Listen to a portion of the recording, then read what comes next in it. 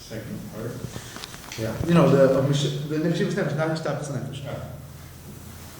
Yeah. Meshivas Nefesh, Tzadik Aleph.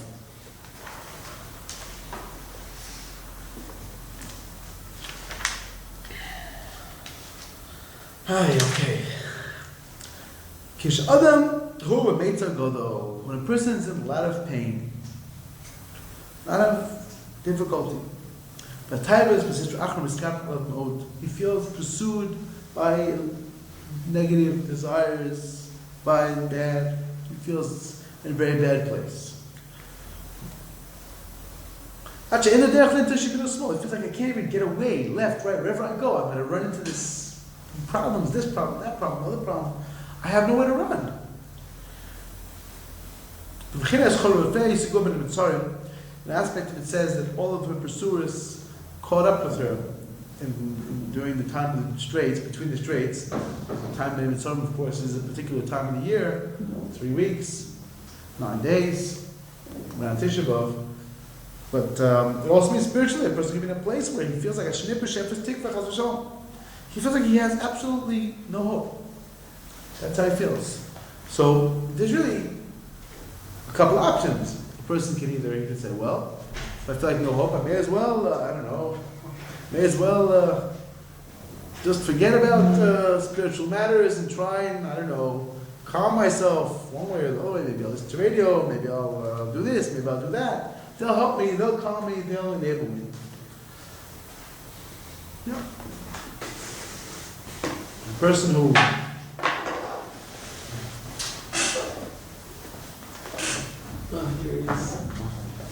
knows that he has nowhere to go, it's a different situation.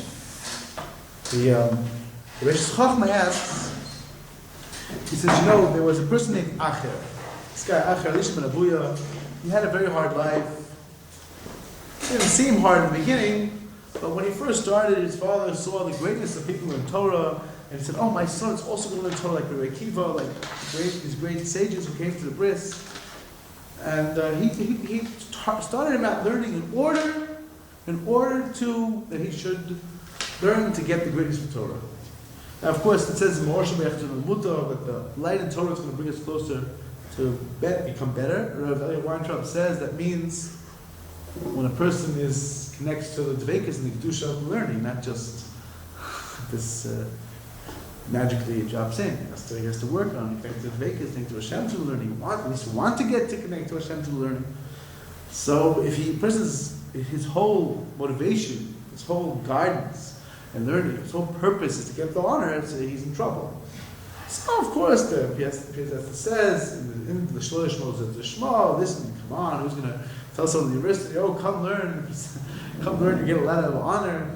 They'll say, well, I mean, it's not worth. I would rather get a degree and I get like a million times more money. What? Work my head off and what? That's it. And doesn't make any sense. But so there is the Tefshel B'Al Shema. There is the Shema in it also.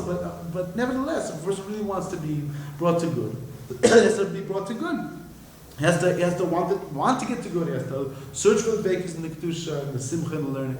So this person Acher, he went up to very high place, to Rabbi Akiva, and other 2 people, and they all got in trouble. They said Rabbi Akiva, the Gemara says the Malach wanted to deal with Rabbi Akiva also, and the angels said, take him out, deal with him. And Hashem said, leave him alone. This gray hair, leave him alone. Hashem didn't let him anyway. So he tried to get this very high place, and he wasn't on level. So he was thrown down, he had a fall. He tried to go to higher than where he belonged, and he fell. He fell very far. So he fell. His fall took the form of feeling that in heaven they don't want him. He heard a heavenly voice every day, return, everybody, all wayward children of Hashem says, come back, except you, Acher. You don't come back, because it's a waste of your time. So he felt very bad. So Reish Chachma says, he could have done tshuva. He just had to do tshuva l'shma. But he says, wait a minute, is this fair? Is this just? He had to do tshuva l'shma, it's all very nice. But how can you ask a person to, he hears the telling him in heaven, we don't want you. We don't want. How's he supposed to do tshuva? Oh, you have to do the shema. Is that right? I mean, he makes perfect sense. He says, at least if I can't do tshuva, at least I'll enjoy the physical world as long as I'm here. May as well. So the Reish Chachma says it's compared to a person in the desert. He has no food, no drink. He gets to an oasis which is surrounded by a fortress there. He knows his food and drink plenty. He knocks on the door, they tell him that we don't want food. And he keeps knocking, he tries, they don't want him. Will he wander back off to the desert? He knows there's nothing there. It's desolate, he's going to die. So he's going to sit and knock and try everything to get in that door. He has no choice. He realizes there's nothing. In this world, there's nothing here. There's nothing there. There's no content. There's nothing. You enjoy yourself. Do this, do that, do the other thing. But eventually, again, what is it? It gets just boring. What's the point? What's the purpose? There's no purpose. There's no higher purpose, no deeper meaning. So he doesn't get anywhere. So that's the person who's in this situation. He's got to turn and say, look, I have no other place to go. I don't have anywhere else to be. I don't have anything else that's going to pick me up. It's going to help me. He can't. He can't do it. He said, so if this person, he feels like he's totally caught, he feels like he's so far away, and he says, nevertheless, I'm going to turn to Hashem. He feels so far away, so pressured. He's so pained in his nefesh. He turns to Hashem. He cries out to Hashem. From the dire straits, the furthest place, he feels under pressure. In an aspect of from the straits, I cried out to you, Hashem. Even though, okay, how much is he already turning to Hashem? He feels so sunk in the quagmire of negativity and bad places. So how much am I turning already? A little bit, just a little like a hair, drop. Nevertheless, this is very, very precious to Hashem. Made from this meitzar, from the straight tzemer. That the Risa is such a thing as a bechina. When a person changes around the meitzar into tzemer, this element of tzemer is a very, very high element. We'll see, what is this tzemer? Wool, what does that mean? We'll see. This is an aspect of the hairs of the holy beard. There's a bechina that's called the Dikta Kadisha. Everything we do has a source above. There's a reason why they asked of Moshe Feinstein, why doesn't he have in his Nigas Moshe, why doesn't he have a tshuva about he permitted to shave? Halachically, there's a question: can you shave? Or can you shave? Not shave, cut your beard. No, shave with a cutter. They used to use something. It's not called shaving. They use some kind of powder or something, so it's not shaving. But from the Torah, it says you can't cut with a razor.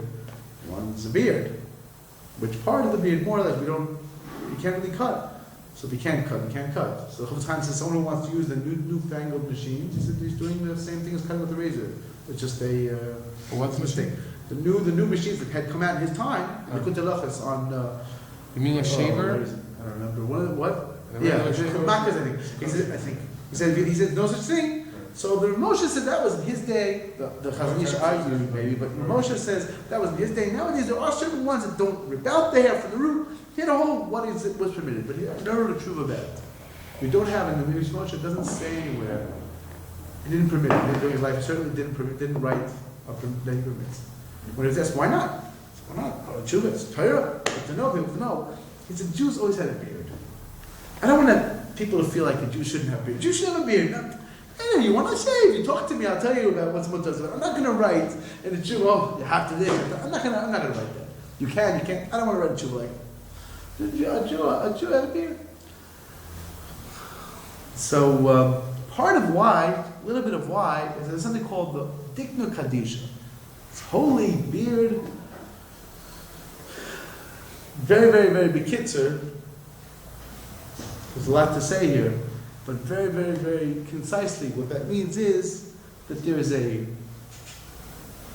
unfolding, a cascade of supernal influx, and that's represented by the beard. That's very, very, very briefly. That's why it represents wisdom. It shows whatever it is. That's a little bit why that really there's a spiritual place to something. It's not physical. There's nothing. No picture. There's nothing. It just represents this idea. This element of coming from above. The Ari says explains it. It's the hairs are tubular. It sort of brings down a hashpah, brings down influx, and the again. compared, what again? A flow. The flow, yeah, you could say it's a flow, and the element is that just like the beard, compared to what's inside a person, there's no comparison. It's like nothing. Similarly, we really don't know the tachlis. When it comes down to it, the tachlis, like what's the we can only grasp a drop. We only know a little bit. That's why the Gra is medayik. That's why the idea it says calls the lights called Nisa, this element of the light and the darkness. Some of the light and the darkness. It's like a little bit illuminating the darkness. We don't see the real light. We see a little in the terrible darkness of we see nothing. Everything is completely hidden. We see a little like a little candle. We want to illuminate a little more, a little less, whatever we can get to. That's the element of the beard. So anyway, we have this element when you present this nature of Hashem's whole heart, you get to a very high place. That's what it's coming down to. Where did it come from to become very common in yeshivas to start shaving? Actually, there was a gzeira from the Maskilim. There was a gzeira, the so-called Enlightened movement wanted very much to modernize Jews. So part of that was the Kutzk actually was a question whether the person had to die for it, Yav or not. Changing the clothes, they used to have longer clothes, they got rid of it, only a shorter jacket, which was in style. And a person, so they made a rule. They didn't want to look like they're prejudiced or that they had anything against other people. They said, listen, if you don't want to be progressive, we won't tell you what to do. But you're going to have to pay. How will you pay? They said, well, how can we make you pay so you're not going to want to do what we want? You're going to want to do what we want. You're not going to want to resist us. So this is what they said. They said, if you want to have a beard, that's not a problem. Wear the old jacket, no problem. So just, you can't get married till you're 30. That was a rule. You have to wait till 30, otherwise you're not legally. Who made There were that? different countries, I don't know which one, but there was different, I think where the Kutzka was, whatever it was then. But there was a very big question whether you're allowed to or not. It's going the way of the Goyim. Are you allowed or aren't you allowed? But that was part of why, I think it's the way you also was part of there was a Xeris. They were sort of forced and pushed into it. It wasn't that it was always so. If you look earlier, you see that maybe people who were close to the king, they had to look more foppish, I don't know, more stylish, but generally speaking, a Jew looked like a Jew. Which very easily, you could tell he was a Jew. Depended where, depended what, but usually that was the way it was. That was the whole things. I understand it was a gizera from the Maskilim or from There was the a Rabbanim? Again? From the Rabbanim or from the Maskilim? Not from the Rabbanim, no, from the Maskilim, they try to cause the Gzeira. There's actually, on Purim, right, the famous story of the Charim, that they wanted to work on Baron Rothschild, I think it was. That he should make them learn languages. Language also in those times meant like dropping everything, basically. That was like, the goal was to make people drop everything, even for Lashon closed. Then they regretted it, because putting it in, was not the way to go. And part of it was definitely this problem of they were afraid of falling away. But what power did they have to make any gizera? No, they were close to the king. The king said, "Oh, you say these people are not progressive. Listen, you helped them. Help them. The king. Yeah. The king and the nobleman. Yeah, they were fine. But But like now it's like I was told like and I wanted to grow my beard like a mentor doesn't have a beard like it looks like this. who said that? My dad told me. I don't know what this means. I'm sorry. The Chazon Ish are using that. Did- But okay, I guess they know better. Same. You look at most yeshivas today, They rely on the Chazon Ish. The Chazon Ish said at least to have a trim beard. So it's also shvach. I don't know where you mentors on a beard. I didn't get that one. Is there a makor for that? Maybe he doesn't like beer. He doesn't having a like beard is messy. So These people don't like. trim it. They told me once I got a ride with the. That's what Chazon Ish says. With the Miznag, he was saying he looks ugly. How can you walk with a beer? I took a ride once, was terrible. I got a hitchhike on the. No boy, you gotta I have. got a ride with someone and Gave it to you over the head. it looks terrible. It doesn't look menschlich. People don't. There's a story. It's With, not a svara. If he doesn't like a beer. There's a famous story with Rutwersky, who was on the train once. It's a famous story. With a few Yidden. I think Rutwersky once also said, young, you look so backwards with your long beard and your strange ways and your long coat. I think it's a famous story. She said, I'm not Jewish, Mr. I'm Amish. So I'm so sorry, it's so important. I was like, listen. He says, Mister, you got some problems. If I'm Jewish, I'm not okay. If I'm Amish, it's okay. You got a problem. Your problem, not my problem. And that's the thing in here. So anyway, that's the element of beard represents something very strong. And again, the Chazon Ish also said this. He said, at least a trim beard. I think Rav Matursky, I think. I think so, yeah. So they said at least a trim beard, because I can show you if you want. But it was the opposite, exact opposite. Whereas Al-Pidari is Indian not to cut it, if possible. Of course, it depends who, it depends what. The mustache, yes, whatever gets in the way of eating one certainly can, but generally speaking, there is an Indian. It depends where a person's holding. I mean, I will say the other side. If we're on the topic, what I always say is the story of Rabbi Soloveitchik, that they wanted to make him, they appoint him the chief rabbi of Israel. And they came over to him and they said, listen, we want to make you the chief rabbi of Israel. He said, oh, could be. He said, but you have to grow your beard out. He had a goatee. So, so he said, well, listen, if you want a beard, take a billy goat. He has a nice beard, very nice, and he refused. He wouldn't do it. Tell him what to wear, my beard, none of your business. Like, that's true also. There's also different bechin. A person sometimes thinks he's a beard, or if you're just a beard, that's not good. But there is Indian, if a person wants it for good reasons, it can be, it represents very spiritual things. Huh? Yes. That's a famous story also, the Saparov. You just mentioned it, I'll go over quickly. That one time there was a kid who was not, might have been his relative, my father, or maybe his uncle or something, a huge, very big person. I think it was him also. I don't know if it's the same story, but I'm not sure it's the same person. There's a story of someone who went to the Samarov, and he would always see him sitting next to him. He says, "What, this guy? I'm a gulich, a shaven one, a short one, putting him by the road, talking and learning." He said, when he goes up to Shemayim, they're going to ask him, Yid Vudain Bor, my dear Jew, where's your beard? He said, when you go to Shemayim, they're going to say, Bor, Bidan Yid. Beard, where's your Jewishness? Where are you? Who are you? What's with you? You're just a beard. It's a problem. So it's such a thing also. It's the same idea. You can't. It's not a be all end all, but there's definitely Indian. A Jew always had a beard. It was always definitely Indian. If like I said, the Chazon Ish told the yeshivas the opposite. I don't know which Rebbe who said what, but he said at least wear a trim beard, at least a trim one. Not the other way exactly. They totally had a beard. Jews always had a beard. It's the exact opposite. Totally interestingly. But no, now that there is admitting. It's not you can't see a person's heart by what he does. It just represents very high things, high elements. And it's just every shachan of kosher middle rachamim. A person, the shade place would be called dikna kadisha shamkul rachamim. The toiv, there's a bechina where it's so uplifted. There's something called keser, this element of spiritual maturity. It represents spiritual maturity. The Ramak says a person who has this level of keser, if he's on this level of keser, he understands every person, he's able to see it from another person's point of view, he's able to be down from schools, he sees the merit, he's able to connect to Hashem. He says, I think it's the Middle Rebbe, says a mashal, I think it's his mashal, I believe, that it's like the person when you go in to talk to someone on a regular day, you want a favor. You get the favor, you won't get the favor, you don't know. So, but if it's a wedding, especially if it's like a big wedding, he's so happy, everything's so perfect, so wonderful, he's so uplifted, he asks for anything, he'll give it to you. If it's easy, no problem, this case. Well, you deserve it, I'll take it, of course. That's this element of being kesser, is that you reach this place where everything is flowing. He said everything is the way it's supposed to be, everything's uplifted. And this is also, what is kesser? What does it mean? It's like the purpose. It's the beginning of the purpose. Anyway, it represents these 13 minutes of rachamim, these 13 supernal attributes which we really have to emulate.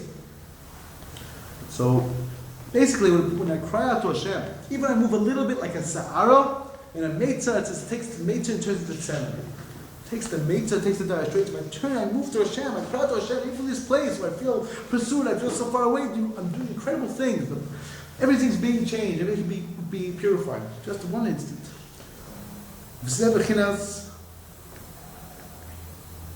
Everything is back, was chus, everything is chus, it was well known. Like I said, the this is Kabbalah, so Nosson very often explains the Kabbalists.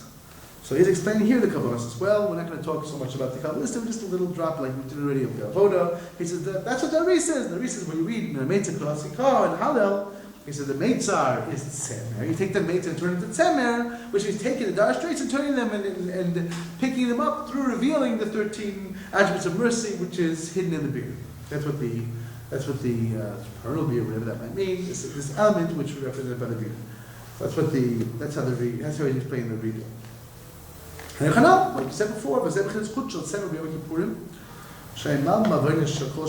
it specifically they had a woolen strand, tzemer, that turned from red to white? Why is it woolen strand? Because you want to get to this place, this element of the whiteness, turning around to the red to white, turning the sin into atonement, into merit, into holiness, purifying it, is this element of this tzemer, meitza to tzemer.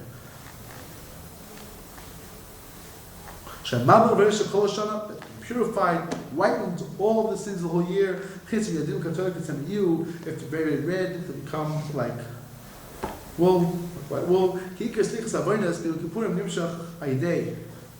The main kapara, the main slicha is through this return to Hashem. Even in our understanding where we are, just cry out to Him.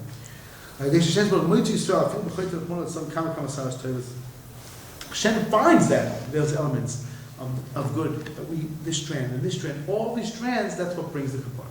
But Hashem is able to find the source in all of us. And of course, we are doing our hiding mashmalat we worked, we tried a little bit here and there, a little drop, a strand here, a strand there, we moved the drop like a hair's worth, breath here, a breath here, drop, a little bit here, a little bit here, there we're moving forward. At the very least, it's also very, very precious to Hashem. And of course, in Kippur's help, we're turning to Hashem. Actually, this is what reveals the ridiculous, all the good points we do. This is another reason why specifically, Nassim explaining why specifically is it strands and hairs, because that's every little bit of breath we're moving is drop. This is a kind of a revelation of very, very high, which enables atonement of all of our sins. Hashem is the or of place the